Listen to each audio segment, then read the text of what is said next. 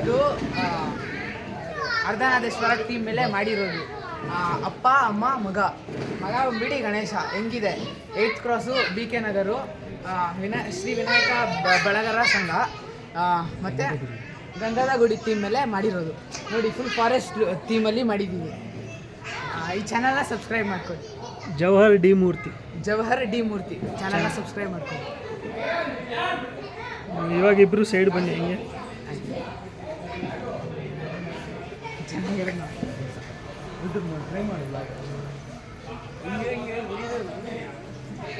ನೋಡಿದ್ದೀನಲ್ವಾ ಸ್ವಲ್ಪ ವೀಡಿಯೋಸಲ್ಲಿ. ಸ್ವಲ್ಪ